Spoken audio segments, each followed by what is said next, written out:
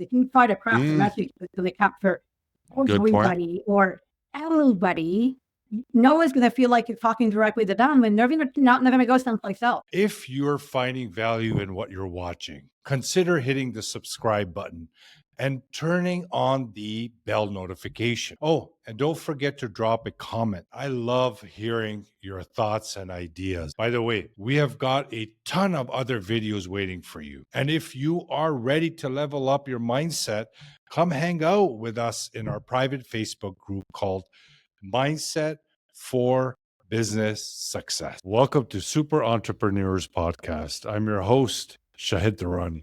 Today we have with us Sharyn and Hank Yuloff. You guys are small business coaches. You're focused on marketing, sales, public speaking, and human resources. Those are like the four areas where you specialize in. You also author of 8 best-selling business books. So I just want to welcome you to our show, guys. Thank you. Well, And, that's and, that. and the first marketing tip, if folks, if you're being interviewed and they mention your book, make sure you've got all of them with you in case they ask you a question. Yeah. Just in case. Can you share in your journey consulting and coaching businesses, was there a memory or is there experience of the most unexpected challenge that you encountered and how you worked around? Be unexpected. We've had the unexpected quite often. We've had people that hired us that we thought, you're kidding. Really? You need a coach? And we totally lost the coaches need coaches, but that was their response. It was like, hello, duh, coaches need coaches. I'm like, okay, let's gather myself together. You're right. Let's get started. We've had successes. I'll give you an example. We have a nonprofit client, and he was a client for 4 years. And after the first year, every year we have a full day with a client, as a kickoff. And I had been gently thinking, Directing. I have this idea.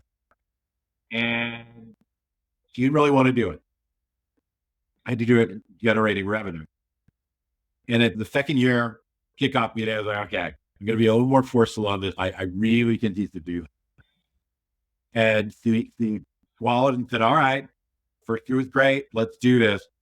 And it was very much making a couple of small tweaks, but She was hesitant. She thought to be pushed back, and there wasn't. you added over $40,000 of profit to her bottom line, and in making 2 little corrections. And it was unexpected that she let us do it. I didn't know that we were going to make that much more, but Good. that was quite a nice jump for her because her revenue, I think, at the time was about $250,000, and that allowed her to serve a whole lot more people. So that was That's surprise. good. So can you share your go-to marketing strategy when it comes to small businesses? Obviously, it's dependent on the niche, but there's this one strategy that you always fall back on or you go with in the beginning that you are pretty much confident that you'll see some results. Yeah, they always need to know who their ideal customer, client, and referral partners are, because you got to speak to those. If you try to craft a message to the cap for everybody or everybody, no one's going to feel like you're talking directly to them, and they're not going to go someplace else. So that's always the first. It doesn't matter what the vision says. It doesn't matter what they're in the room. They got to know who the ideal client and Good. referral partners are. I thought you were going to go there. I thought there was one of 2 that I thought like we were going to do. The other one was, with any marketing concept, begin with the end in mind before you start to invest time and money in it. I want to do this. Okay, why? My buddy has been doing something just like that, and it's worked really well for his business. But his business is very different than yours. As is his audience. Yeah. So let's begin with the end in mind. What do we want the outcome to be? Because look, we're business coaches. One of the reasons people re-up with us is that we're successful. So we're going to be measured on our success. As we said that. Mhm. So we want to make sure that our clients are understanding what is success in this tactic. If you're going to go to the trade show, what would you consider to be successful? Let's work that way. And interestingly, while talking about trade shows, we just did this with a client. They had talked to one person that there was at the show that said it didn't work well. I only had 120 people come by my booth. I said, how many people did you have come to your booth? We had 100. It was an incredible show. And part of it was we didn't need the 1,000 or so people that were coming to this show. If we got 100 and then they were really our audience, we didn't care about the other 900.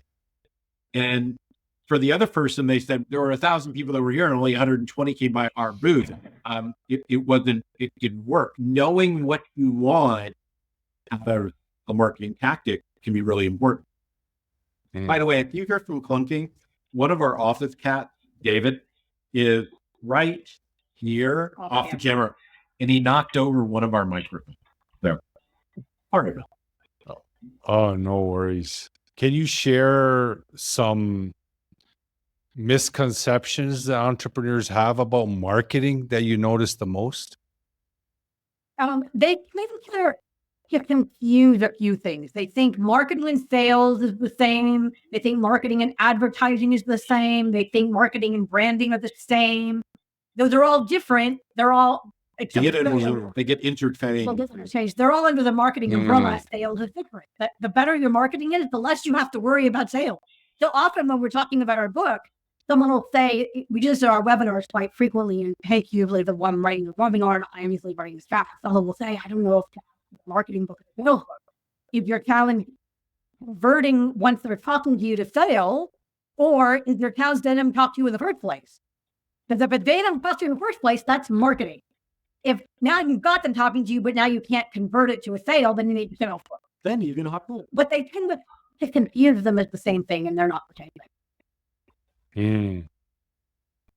Or someone asks them what they do, and they think, oh my God, I have to go right into sales mode because there's fresh meat in front of me. It's the only chance I get. Yeah. As opposed to hearing the basics.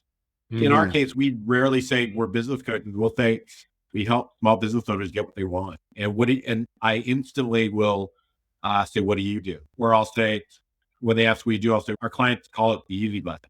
They press it and we make results happen. But I don't want to get into a sales conversation with somebody right away. And quite often people do that. Yeah. Especially at some chamber meeting, we're in line for the cocktail, and if there's 6 people in front of it, I was just making conversation while I'm waiting for my turn. Building a relationship, right? Yeah. It's what we were talking about before you hit record, right? Building the relationship versus most important part. Y'all said have heard the 30 minutes before. Oh my gosh, I really wish. I'm sorry you didn't get to hear it. It was good.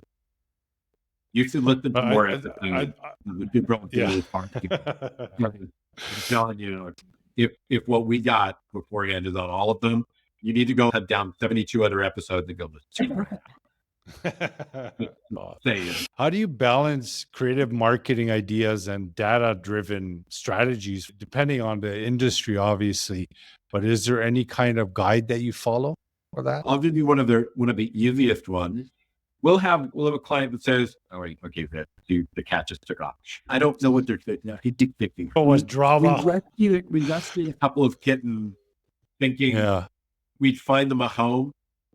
Turns out where we live in Maryland, people, if they want a cat, all they do is open their door and eventually one walks in. If we had posted that we have kittens when we lived in Los Angeles, it would have been like 2 posts on Facebook and each kitten would have had a home. But here they are over a year later. So if a client says, I want to run this ad, you're all right. How much is the ad? It's $1,000. Or if we ask, how did the ad work after they ran it? it was great, that we got $1,000 in sales because of it. No, you didn't make money on that ad because there's the cost of the ad. There's the cost of the goods you sold. There is your profit that you really deserve to make. And the cost to create the creative Exactly. to run the ad in the first place. That rule of thumb, that should be a rate 4-to-1. If you bring that to one simple rule, if you're going to in marketing or advertising, you always, again, it goes back to start with the end in mind. What do you want to happen? And if this is what you want to happen, you've got to include your time, your profit, and you do have to make a profit. Part of the creative goes into the crafting of the content, right? The data is the after, right? Looking at the data, or the before, what do we expect the data to be? But the content itself is where the creative shows up, right? Why do I want to work with Shahid versus Jane down next door that claims to sell the same product? But the personality shows up in that creativity, in that content. The data is the data. But the data could help with that, right? Always. Yeah, where marketing is all about testing. Yeah. Do Testing, the test, yeah. and then the look at data the will data, help with the and then test. If the client wants to do some email marketing, okay, great. We have 1,000 people on our list. Okay, let's do some A/B testing. 100 people on the list get headline A. 100 get headline B. Whichever one works, we tweak it and see if it improved for the next 100. And then the next 700 get the one that worked the best. But the data, if you had the data on something like that, you could know more precisely what to test. Yeah. We're running ads. We're doing our own email marketing right now for a one-day event we're holding in Los Angeles. We're going to be in Los Angeles to celebrate our anniversary. And we have an open day. So we decided we were going to do three-hour coaching thing for 3 people in our client. So we're filling the 3 slot. And every day that we send out the email, we are checking, okay, what was the open rate? What was the click rate? Ooh, depending on the click rate, we might want to tweak that and send that again. So we're playing with that ourselves. And it's always fun. We continue to market our own business because our clients expect us to have some answers for them. And of course, we're not the doing best way what to we test tell them to do. The best way to test for your clients. Yeah. And In fact, what are one your of them, views I think on? I'm going to tweak it and give it to a client for them to use almost the same ad. I think it's going to work. Yeah. Why not? It's all about helping each other at the end of the day. What are your views on cold email marketing? Depends what you mean by cold. If you're Dan Kennedy and you have 1 million people that have opted into your list, that's still a cold email because they've just opted in because they wanted your lead magnet. And you don't care if 1,000 of them drop off. Why is cold meaning these are public domain that obviously you follow all the anti-spam laws, but these are businesses that are open to receiving information that can help them. I'm not a huge fan because I hate getting them. We'd rather that we offer them something and they opt in than buying a list that may not even be a good list anymore. Yeah. Right? Or even asking AI to generate a list. It still is not going to be a good list anymore. Those are things outdated. They're not going to be targeted. Yeah. I could ask our list guy. We do have a list guy. I need 1,000 small business owners in this area, in this industry. Yeah. Do I know that they're all good? People change email. Things happen. They're not all good. Because they're not all looking for the thing that we're selling, even though that we've got the demographics right. Yeah. Because on LinkedIn, you're through the professional, you can send out emails, you can contact people through that paid version. And for our clients, I can't think of a client where we would recommend that. But you're not looking for a business coach to hire on LinkedIn. That they're just going to get a cold email. Oh, I was looking for a business coach. I didn't even know I was looking for one. That's just not the way it happens. It's a relationship. Have a night. You can't build a relationship from a whole sales email. Now, if you're doing a relationship building, hey, saw you and you make it very specific to what you saw on their profile and what you think you can help them with specifically.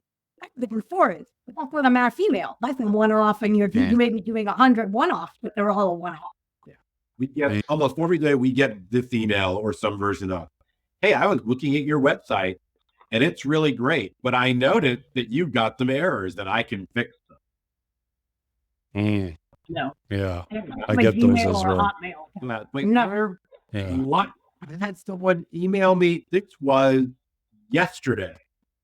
I got an email and it said, we had a phone conversation earlier and this is following up. That's unethical. I answered it. I said, you lost. And I'll explain what the service is for. Okay. Yeah. Let's say that I had a picture of this and I wanted artwork created. Okay. Mm-hmm. The companies that sent me an email create that artwork. It takes the JPEG and it turns it into a vector artwork. Mm-hmm. We still own a promo company. I need that service all the time. But he lied to me in our very first interaction. So I sent him back an email that said, you lied and you lost a possible sale. We didn't have a conversation. That's definitely wrong. For me personally, my opinion is like when I receive an email, a cold email, I don't know. I don't mind it. I know what they're trying to do. But if it's something like that, where they're lying about something or they're trying to be fishy or tricky, they're definitely not going to be anywhere near me. But yeah, I definitely agree with that. I wanted to ask, do you guys focus on mindset stuff with your clients? In any way? You can work with an entrepreneur or with a person. You can work with a person and not address mindset. Yeah. On Monday afternoon, we have a mastermind call. Any clients that want to come on, we started at 3 o'clock Eastern time and go till we're done. You just go through the Zoom screen in order that the person goes there. What questions do you have? What is your looking? And that's good. Almost every week, something comes up that has something to do with mindset. Yes. I still want to pick up the phone. Or don't want to call the phone. Or one client has been, I have to do this the right way. She has wanted to add something into her type of services for quite a while. Mm-hmm. And she just started adding it. And she just got her first client to do it. And now she was hesitating, asking for the money. Wait a second. Yeah. That's what you want in your business, right? Yeah. It's what self-sabotage wanted for quite a while. That's Yeah. It's mindset. This morning we got an email, talked to the person, told them the price. They said, great. They sent me the money. Beautiful. Yeah, they're action takers. They mean business. They're definitely in the right career and what they're doing. Yeah, it's wonderful speaking to you guys today. It was great having you on the show. The wisdom you guys share. I could hear the passion. You guys are really enthused in helping fellow entrepreneurs. So I definitely wish you all the best. We have a great time. What's awesome is that we get to do it together. Yeah, that's great. That's beautiful. Before I begged Sharyn to come work for me, it was, we'd always have to have that, how was your day conversation? Now we know exactly how the other one's conversations are. Our desks are really, 10 feet apart. We can tell how the other person's day going by the number of curse words we have. Yeah. The conversation. Yeah. It's a lot of fun. And I don't know that I would want to do this without Sharyn. It Love it. It would not be fulfilling. And I get to work with my best friend. Wishing you guys all the best with health, happiness, fulfillment, and joy and gratitude. Continue on and keep in touch. Thank you so much.